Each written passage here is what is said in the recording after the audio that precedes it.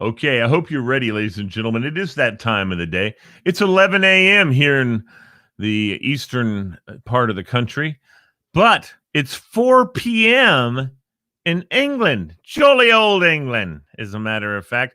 And that's where our guest is joining us from. So stay tuned. Check this.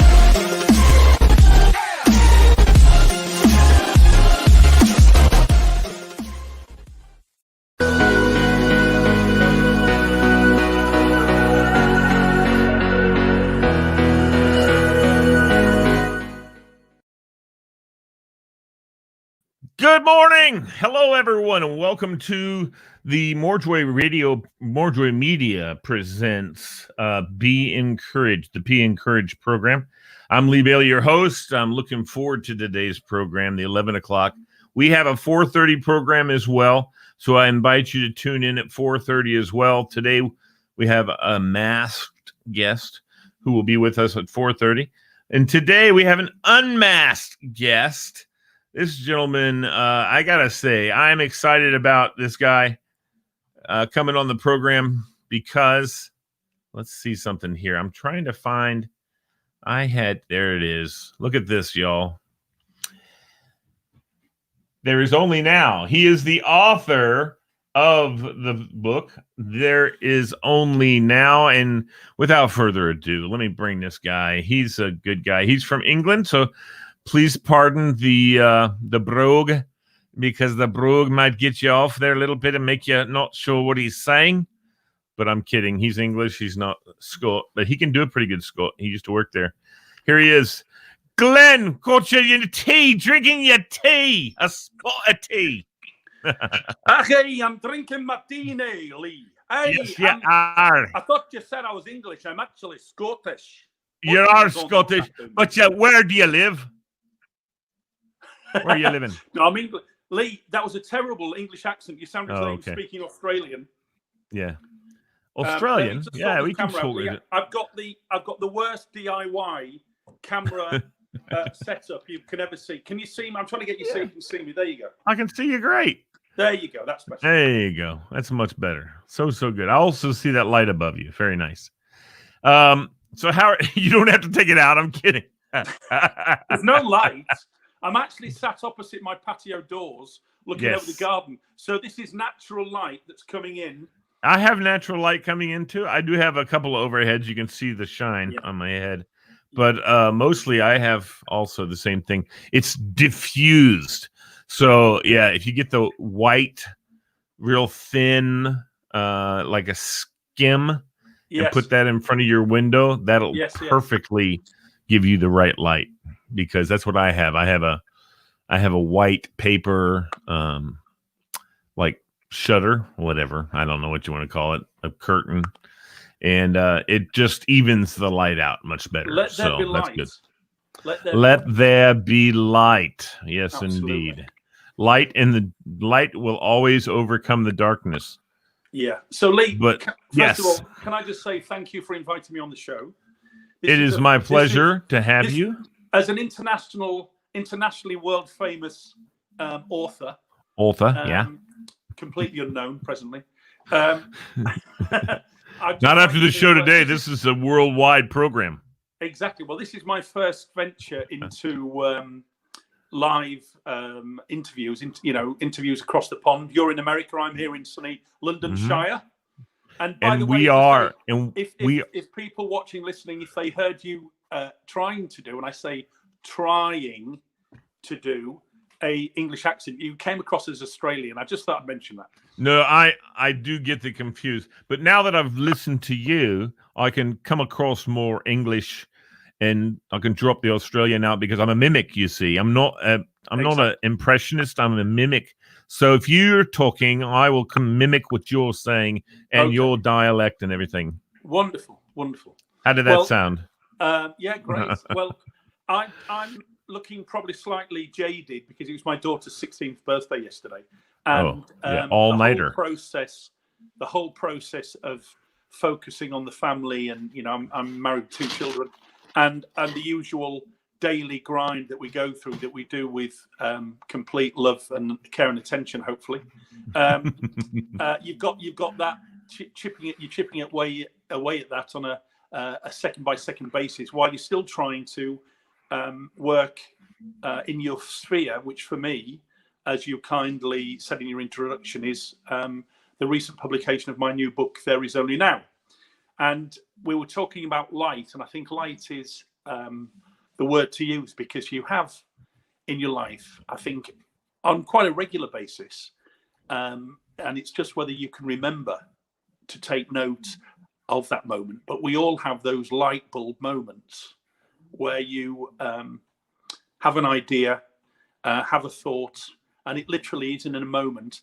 And even if you're by yourself, but very, very often you're not, you're in company, and it's there and it's gone in a second. And I've just changed. I've gone from the right to the left. There you go.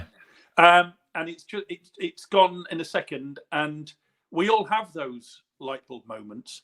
But in my experience, it's being able to catch it and to hold it and to note it and to take note. Whether you write it down on a piece of paper, you text it, put it into your notes, on whatever you do, however you're with someone who's, can you just write this down for me and give it to me later. And I think that's, for me, as a creative individual, for me, that is the method I've tried to become expert at. And I have to say, as I'm sure all writers and creative artists and anyone who creates will say, that you remember less than you actually forget. And the process for me is to try and balance that out so that you're actually remembering more than you forget.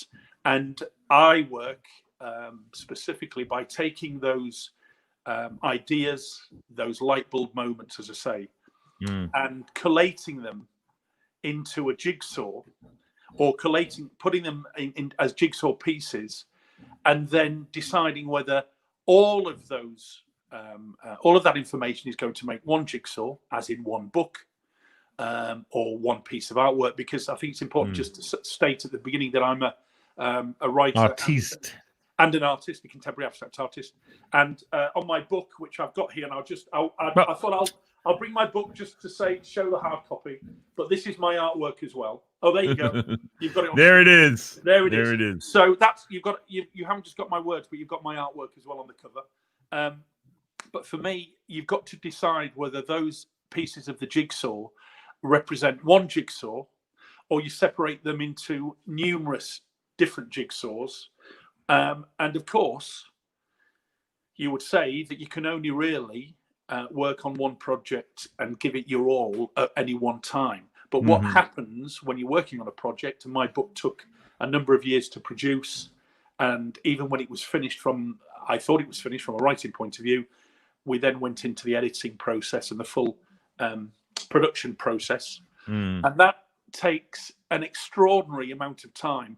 And I'm not afraid to say, or ashamed to say, that there were, on more than one occasion, at least half a dozen, maybe even more, I would wake up in the early hours, literally in a cold sweat, where I had another light bulb moment about a specific sentence or phrase or stanza or paragraph, because my book is There Is Only Now is an anthology of poems and short stories. So as described, it's a rich pick and mix of thought-provoking and humorous poems and short stories.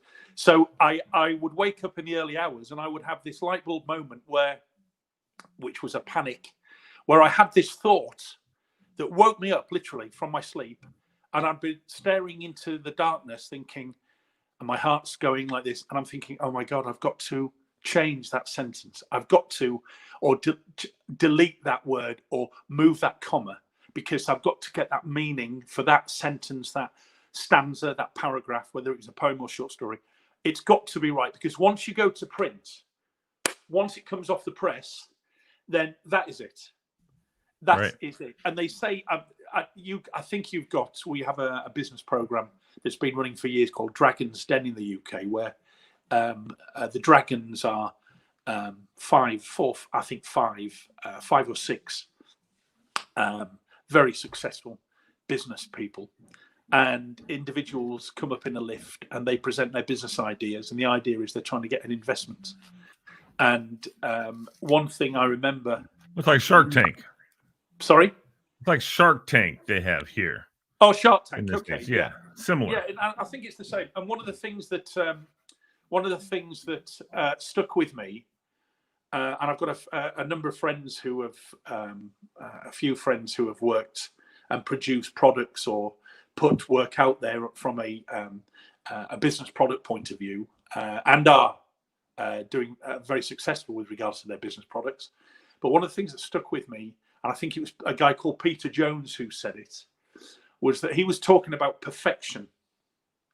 And he was talking about how, think of the iPhone, for example. When the iPhone came out, if you looked at the original iPhone, going back how many years ago, to where we are now with the iPhone, is it the 11 Max X or whatever it's called? God only knows. I've got a lower model, but that's just a classic example. Or the original iPad.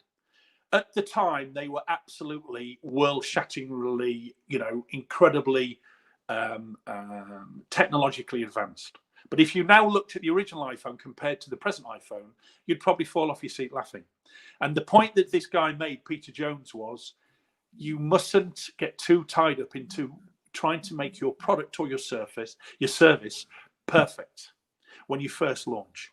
You have to launch it. You've got to sell it. You've got to get it out there. You've got to make sure that the money's coming in, because with any business, what is the most important thing, or one of the most important things, is cash flow. That's the, if you've got no cash flow, you've got no money coming in from your sales, then the business is going to collapse very quickly. But I took that and I thought, you know what, that might be right in business, and it might be the thought process for certain individuals, creative individuals. But for me, I would, if somebody said, how would you describe yourself? I would say I'm obsessively, I'm obsessive by nature, but I'm obsessively focusing on perfection. And I could not produce my book until we were literally there when it came to getting it exactly right. And that delayed the publication probably by easily, I would say, 3 to 6 months. Because I was reading a review of a book on LinkedIn today, for LinkedIn or Facebook, I can't remember. And it was just this lady who reviewed some books, and it had a cracking cover. The cover looked great, and it was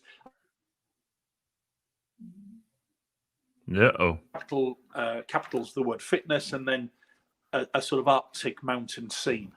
And she really said the book was just very mediocre. And it was a shame, because like a lot of books, and this is, I think, when we spoke earlier before I came on the show, one of my biggest bugbears is that, and this hooks into this fake news cultural sort of identity which is out there now. People are saying, oh, everything's fake, it's all fake news, it's all fake. Well, the fact is, a lot of things are fake, and you can put that down to very good marketing. They might not be pure fake, but they're not exactly as good as they're described in the marketing. But one of my biggest bugbears is, let me get into camera. There we go. One of my biggest bugbears is the, with books as an example, is where you get a very, an incredibly attractive front cover, and it might be embossed, it might be raised, it might have pits. Yeah. And it's very attractive. You make a punt, you buy it, but the wording inside, and it's just okay. It's readable and it's entertaining to some extent, but it's just not. It doesn't. In other words, the cover is more attractive to you than the actual book content, and it should be the other way around. And I've always said, with regards to my book, and I've used it in some sort of marketing I'm doing on Facebook and LinkedIn and Instagram to promote the book and to support the publication. I've said, please judge my book by its cover. And I mean that, because you may, when it first launched and it was published, people were coming back to me, were the feedback and the comments regarding the look of the book was incredible.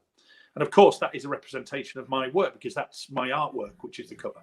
But I said, please judge my book by its cover, because I hope and I believe the words are even better than the cover inside the book.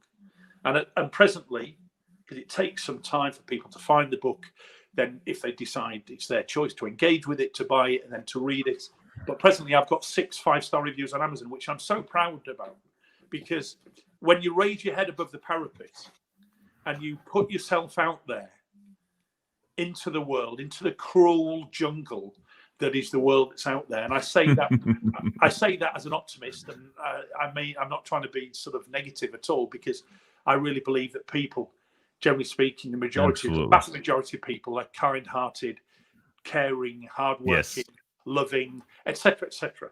And I really believe that. But I'm saying that as you're not presenting it to your friends and family. Yeah. You're not presenting it to your best mates. You're putting it out to people who don't know anything about you. And it is just about one thing. It's about the work. It's about the content of the book. It's about the words. And it's about, I guess, I would say where my book's concerned, because I did as well, the artwork cover as well. And that's all it's about. It doesn't matter if I've got pink hair. I speak with a, I've got to be careful here. I was going to say something accent, but that's going to be insulting. So it doesn't matter if, whatever accent, wherever I'm from, whatever nationality, culture, religion, it's all irrelevant. It's all about the work. And, for me, that's where my focus is. That's on the getting everything to the point where I'm irritating, not just I'm irritating myself and putting myself through the ringer more than I am anyone else. Right. I get that. Because my wife, bless her, stuck by me with this, and I've driven her nuts. I've driven my children nuts. I've driven my parents, my in-laws nuts, my friends and family nuts, and close friends nuts, and just always talking about, I've got to do this with the book. I've got to do that with the book. And not that I go out. I'm going out, in the process, talking about the book all the time. That's not the case, but it's just there all just the time. Wandering the streets, muttering to yourself, I've got to do this with the book. I got to do that with the book. I'm stood at a bus stop saying to people, can I talk to you about my book, please? But no, I think it's a bit like the process for me, and it is very scary. I'm 58, and it is very, very scary. Even if you are confident and you do have self-belief, it is very, very, in fact, it's terrifying to put something out there into the world, and then you get ready for the bullets and the arrows. You raise your head above the parapet and you get ready for the bullets and the arrows, and it is absolutely terrifying. And I can only think that all these people who have an idea, that light bulb moment with regards to a business idea, a product or a service they're going to deliver, whether it's locally or whether it's nationally or internationally or worldwide, whatever it is, I can only think, hats off to anyone who tries, a bit like you and your show, anyone who does something themselves, DIY, and puts it out there. You're going to either fail or succeed. You're going to either rise up, you're going to fall flat on your face. But it's the courage it takes to take that leap, and it's a terrifying leap of faith, because once you're putting it out there to the world, to people who don't care about you, don't want to know who you are, don't want to know anything, they're just interested in your product or service. Right. Then you've got to get ready, as I say, for the bullets and the arrows. And you've heard of X Factor. It's a bit like the highly entertaining, of course, and at its core, I guess that's what X Factor was and is. But the young girl whose parents have said, "Oh, she's got it," and they encourage her to go to the competition, and they're interviewed on the show, and they say, "So your daughter can sing?" And the dad says, "Oh well, bloody hell, can my daughter sing? She's got the X Factor. She's going to win the X Factor." Yeah. And she goes in front of Simon Cowell. Exactly. Yourself. Oh no, and it's all because. Oh, but when the camera goes over, you see the dad doing this. Yeah. Doing great. Yeah. But the point is that it's not the girl's fault. And again, hats off to anyone who goes and stands in front of goes for a live audition, especially when it's being filmed and recorded for national television. I don't think I could do it or would want to do it. But so yeah, it's the whole. We were talking about light at the beginning of the show. The whole process for me is there is only now, and there is only now to capture that moment. And by the way, the title of the book, and I'm going to quickly put it up. There you go. There is only poems in the book, and that is about exactly that. It's called There Is Only Now, and it's about living now and focusing on now, and we can only ever live in the present. And but the essence of what I've done, or what I try to do with my work, is I'm constantly taking notes. And I wouldn't dare show you my home office because it's piles and piles of papers, and I've got a system, and it's it's a complete mess, but it's a system that that works for me. But for me, the difficulty is trying to capture that light bulb moment and note it down so that I've got it and I can grab it in the future. Because if you don't, invariably you forget about it, and then it's gone. And the times I've looked back and thought, I had that thought. Only this morning, I was in the kitchen with my wife, and I had that thought. What was it? Sometimes it comes back, but generally speaking, it doesn't. So there you go. There's a bit of a background into how I work. Right. And so one of these days, I'm going to hire a personal assistant who can walk around and write things down for me, because I don't know how to do that somehow. I don't know, or I forget. The ADHD takes over, and I'm on to squirrels. It's one of those things where I'm thinking about one thing and then another one pops in my head in about 10 seconds. It's a friend put a GIF, in your Facebook of your brain, what's going on in your brain. And I put in India, the traffic with the bicycles and the cars and everything going this way and that way, because that's how my brain works, Yeah. But the perfection thing that you spoke to, we're right now, this company is a really kind of a startup. We've been doing it for a couple of years on the radio, but this whole video thing, we've got a whole objectivity about how to do it. And we're starting to put it out there to monetize it and things like that. And I was writing up those papers to monetize this program, and thinking of There Is Only Now.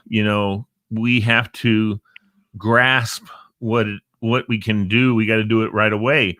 But I have that same perfection issue. I've been working on how to write that and make it look good, and I want it to be in there just perfect.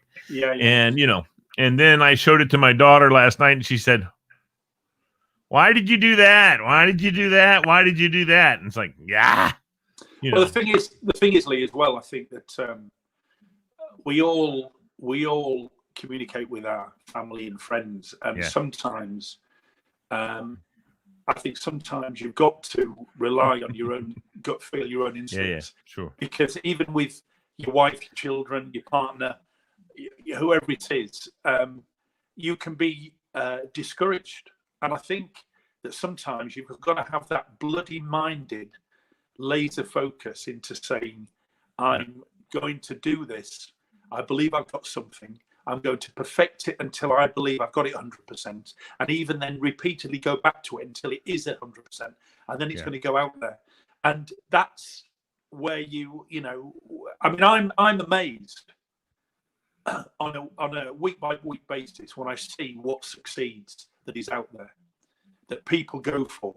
And I'm not going to name anything specific, and I'm not just talking about products or services, but I'm talking about books, I'm talking about artwork, I'm talking about all sorts of media, things that people hook into, and that, whether it's I don't know, let's say a YouTube channel, for example. I'm amazed at what works and what doesn't work. You would think the formula where I've been brought up at 58 to, with a very hard work ethic, and if a job needs doing, you do it now, and you get on with grind. And you take it from the in tray to the out tray, and then the next whatever's in your in tray you do that. And I'm constantly surprised on a personal level regarding what works and what is out there that succeeds. And just because something is successful, again, this is the irony of it, I guess, doesn't mean it's quality. Right. That's because true. There's a lot of things that are successful that aren't quality. And I'm not trying to get into we all know that there's those gadgets that are mass produced, possibly in China, that have just worked perfectly, that people buy. And being an artist that you are, one of my examples I can talk about is I watch my son when he was smaller. I would sit in the couch and he would sit on my lap and we would watch his cartoons. Horrible. The artwork is terrible. I'm like, I could do that, and I'm not an artist. No. And my son was always like, no, you couldn't. I'm like, son, trust me. That's a circle with two circles in the middle, a line, and another line. That makes a face. How do you pass that off as a good cartoon? I don't get it. Yeah. You know? And so can I just also mention something I remember, Lee? I think it's important just to mention about my book. This isn't plugging it, it's just additional information. The people who have fed back to me, there are 2 adult pieces of work in my book. So the book was written really for a readership, a broad spectrum readership, from, I guess, aged, well, you could say from aged 8 or 10 or 12, with certain poems. One of the poems is called The Horse and the Tree. A close friend of mine who's a doctor in London, friend of mine, Mark, he read the book and he said his favourite piece of work in the book was the poem The Horse and the Tree. Another friend said he could imagine that, and his mother commented apparently he could imagine that as a child's standalone story with possible, drawings in it as well. So a child's book, The Horse and the Tree, just that one poem. But there are 2 adult pieces of work in the book. An adult short story, which is a Brexit political satire, and I just mentioned this because you're coming into and there's an adult poem as well. But the adult short story is a Brexit political satire called Order, Order, and I just wanted to touch on that because I've had to put in a separate disclaimer in the book because I've got all the top world famous politicians at each other, hammer and tongs, in what I can only describe for you guys in America as the most excessive cowboy barroom brawl. And he's using tables and chairs and all of that. If you imagine, I don't know what film it would be, if you can think of the best cowboy film that would be an example of this. But who wins? I mean, let me ask you this, Lee. Who is your, excuse me, who would you say, if I was to ask you this question, who would you name as the most famous in America that people know today? Who is the most famous politician? I don't mean that's dead. I mean that's alive. Well, that's alive today? Yeah, we've got Boris Johnson. Maggie is my favorite, but alive today. Good gosh, not the guy who's in there now. Boris Johnson. Well, Boris Johnson. Do people know who Boris Johnson is in America? I don't think so. I mean, I only know because I watched the Graham Norton show and I love it, and he just rails on him. So that's the only reason why I know who he is. What about Tony Blair? Oh, sure. Yeah. Tony Blair. I know Tony Blair. Okay, I like Tony Blair. Well, there you go. So I've got Tony Blair. I've got the ex-Prime Minister of the UK, David Cameron. I've got Theresa May. Know him too. Theresa May was the Prime Minister before Boris Johnson. Boris Johnson is the President. I remember Theresa May. That was another Graham Norton used to, go after both of those guys. Yeah. That's it. So the point I'm making is that is the adult short story, and you've got an adult poem, but that's the adult short story. And what I had to do is I've had to put a separate disclaimer into the book just for that, because I've got these guys who are all living, David Cameron, Tony Blair, Theresa May, Boris Johnson, Nigel Farage. You probably heard of Nigel Farage. He ran, he was the leader of the Brexit Party, a very good friend or close to your President Donald Trump. And I've got them going at each other, hammer and tongs. But I mean, seriously, 18 rated short story. And a lot of people, in fact, the team involved with the publication and my editor specifically said that was one of his favorite pieces, because we all watched for 3.5. I've just got a low battery thing on my phone, but we're going to be fine. We all watched for 3.5 years the Brexit debacle, where after the biggest vote in this country's history, democratic vote, MPs in the Houses of Parliament worked tirelessly in my opinion, to delay Brexit. And guess what? If we'd gone on with it within the first, let's say, a year after the vote it was completed, not 3.5 years after the vote, then I don't think we would be in such a mess, because, of course, what has then occurred is coronavirus and this lockdown. So I decided, after watching this excruciating pantomime on the television in the Houses of Commons of the MPs arguing, splitting hairs, and oh my God, it was like twisting a knife in your gut. It was just going on and on. I decided to write this piece called Order, Order. And a lot of people are telling me it's one of their favourite, adults are telling me, because it's an adult piece of work, one of their favourite pieces in the book. Well, my favorite of all time, I used to actually watch Parliament when Tony Blair was the Prime Minister, and it was interesting. It was always very, and Margaret Thatcher a lot. I watched a lot when she was speaking and stuff, and to hear guys get up and very cordially berate her, which is always fun to listen to. It's a good British way of doing things, and they try to do it in the United States in the Senate, and they say, the gentleman from Texas, is out of his freaking mind, whatever. They don't say that they say it somehow other ways, And my favorite, of course, is the old story about Churchill giving a speech, and one of the members of Parliament said, Prime Minister, I believe you're drunk. And he says, Madam, I may be drunk, but you're ugly, and I'll be sober in the morning. Yeah. Yeah.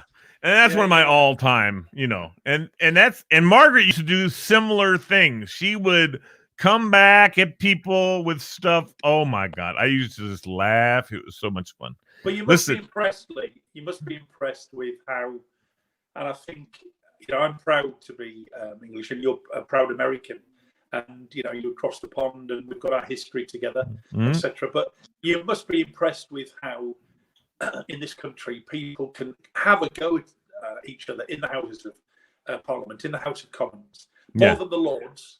The Lords is a little bit more doddery, because it's older people who are very often sat there asleep.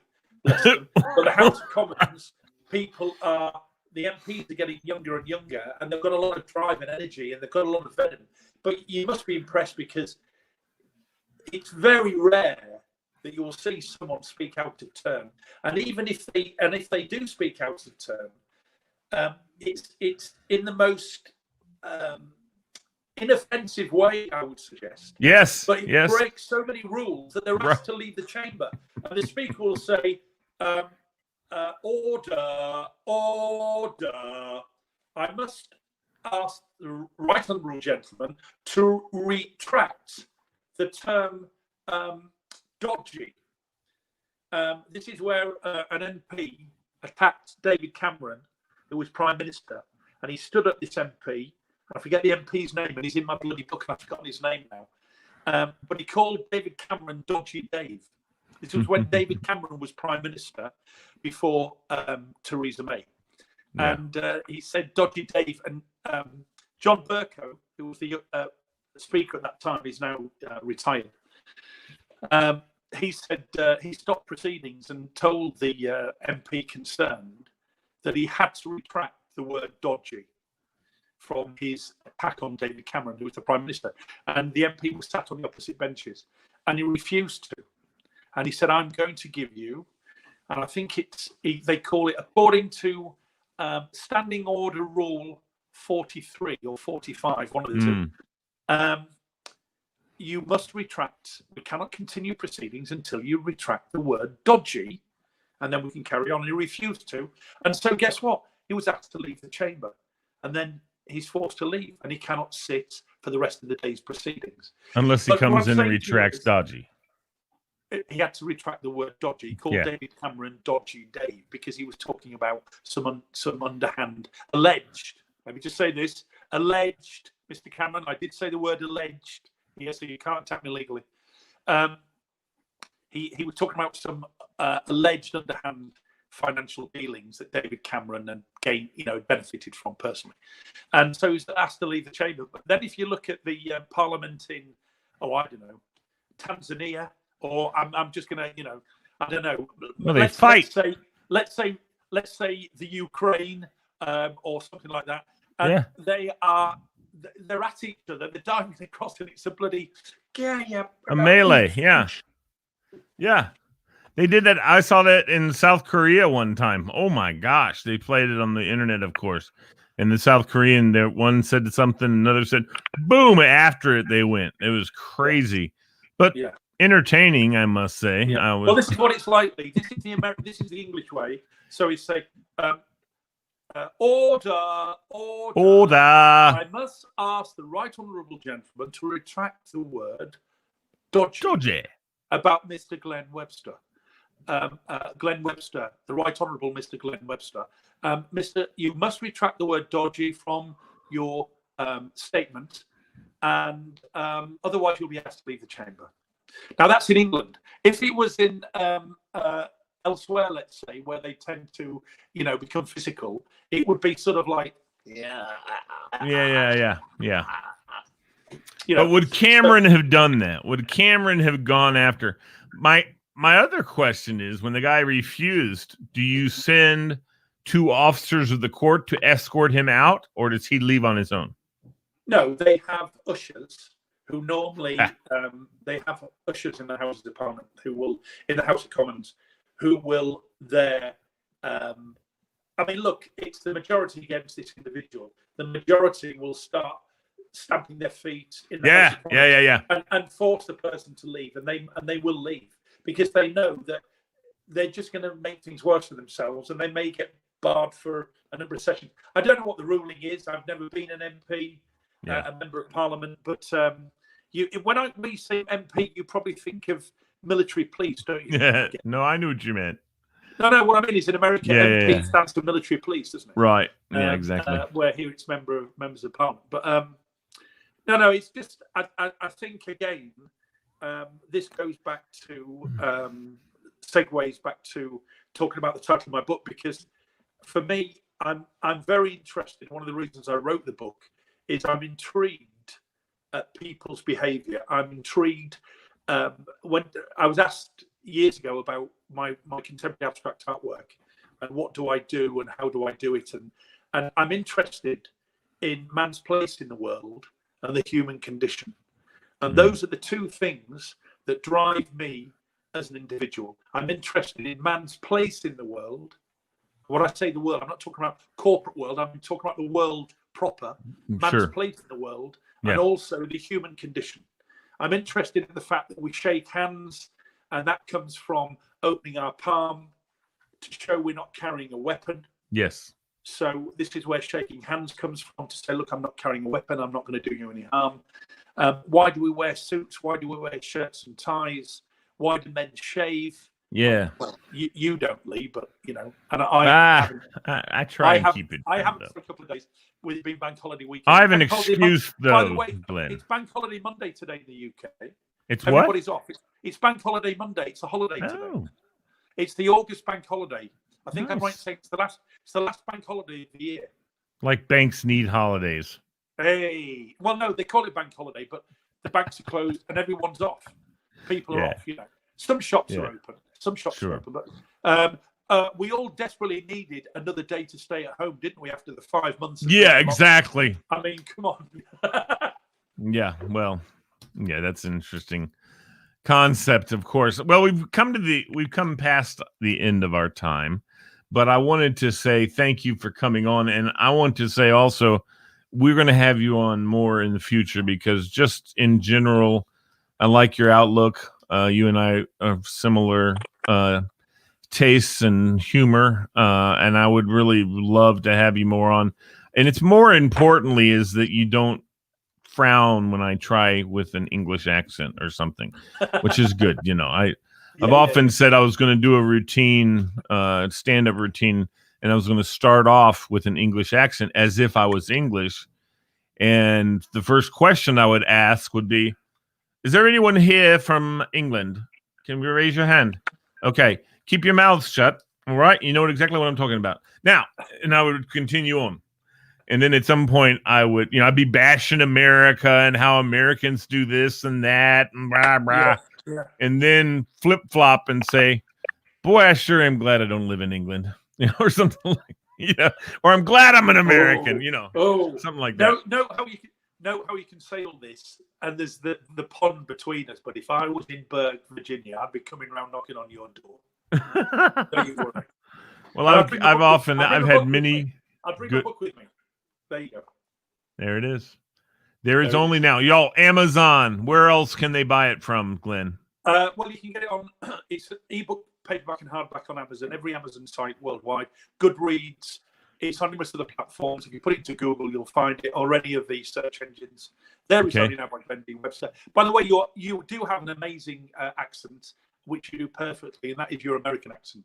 And I did say to you when we first spoke that you have an amazing voice for radio voice, ladies and gentlemen. Don't forget to pick up your copy of There Is Only Now by Glenn D. Webster. And that D stands for dynamic, folks. Fantastic. Yeah. Thanks, Lee. Like the D doesn't stand for Daniel, does it? David, okay. No, I'm like, and what do people call you? They call you David? It was dynamic, actually. You were right. Yeah, dynamic. I knew it was.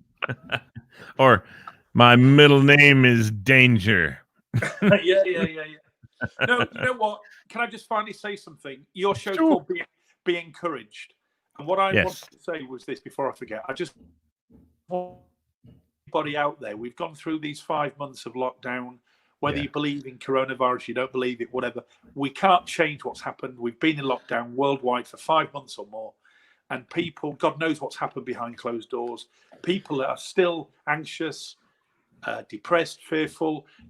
People are still suffering out there. Yeah. And I just want to encourage people to, first of all, get out there, wear your masks, get out there and communicate and integrate and mingle and get on with life as normal. But to encourage people, if they have that idea, if they have that thought process, that light bulb moment, to, if they can, and very often it does boil down to funding, if you can, but if they can, to use every spare minute of their time to focus on working on that idea, because you never know where it could lead. And even if you don't produce something that becomes worldwide or earth-shatteringly successful, guess what? You've produced something for your family, your friends, and you've left your mark for future generations. Well, I'm sure you have not read part of my putting together to monetize. I've mentioned the fact that More Joy started. I've been thinking about it for years. You're crackling. You're crackling a lot. Yeah, I'm crackling a lot. You're freezing up too a little bit, so I think your internet's a little off, possibly. Oh yeah, I see. You're great. We've been seeing you. You freeze sometimes. Oh, I see. But I wanted to say the reason is just what you said. There is only now. I've been talking. My cousin from Germany. He lives in Bavaria. Used to live in Bavaria.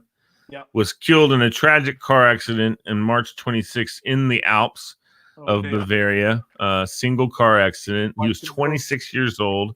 Oh. It happened on March 26th of 2017. No? Yeah, 2017. And he was only 26. 26. And he's a mountain climber. I mean, incredible young man. Had his master's in green engineering. Just fantastic dude. One of the best ever. I mean, truly. In fact, on it said he did more in his life of 26 years than most any of us do in our full lives. Yeah, so he had a full life. There's no doubt. But I remember one day at Christmas, and I'm probably the Christmas before, was telling him all about my ideas for More Joy. I'm going to do this. I want to do this. I want to do this. I want to do this. And he looks at me and he says, Lee, just do it.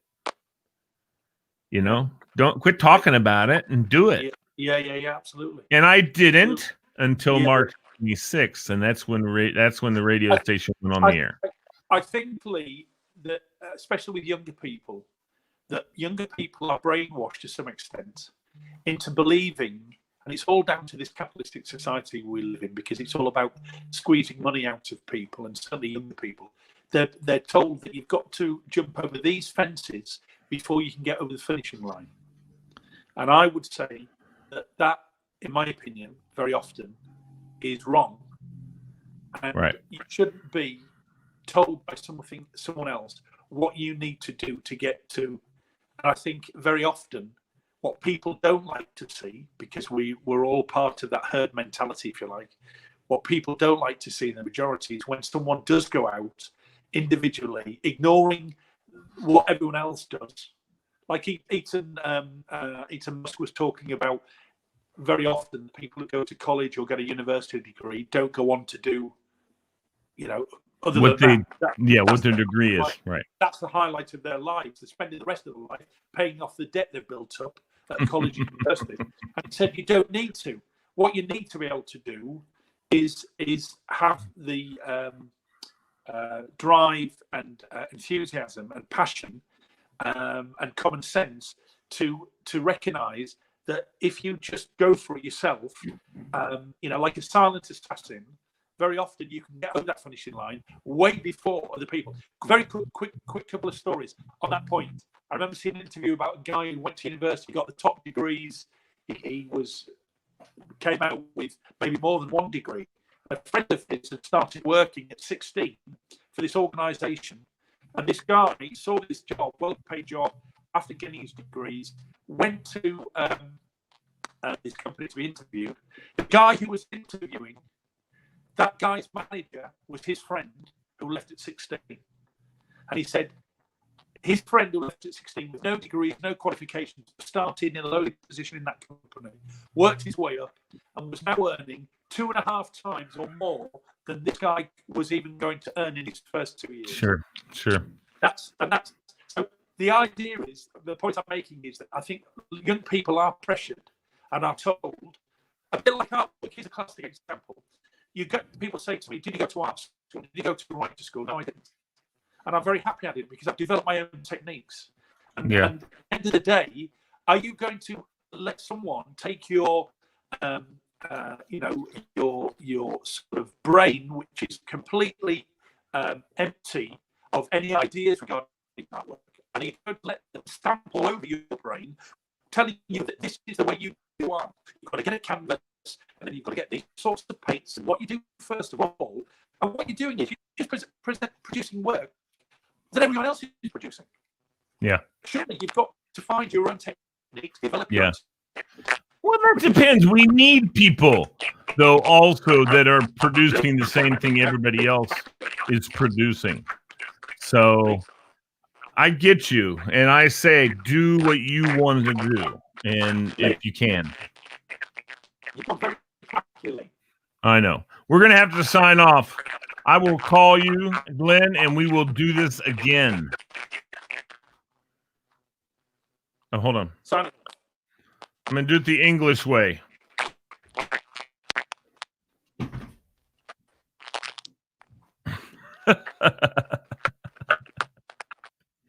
Ladies and gentlemen, there he was. That's the man, D. Webster.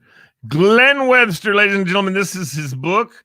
There is only now. I expect you will all be ordering it on Amazon on ebook. You can get it from that or wherever you can find good literature. There he is. So, ladies and gentlemen, thanks for joining us today. We appreciate you more than you might know. And we will be back this afternoon at 4:30, and we hope you'll join us. Okay? Peace.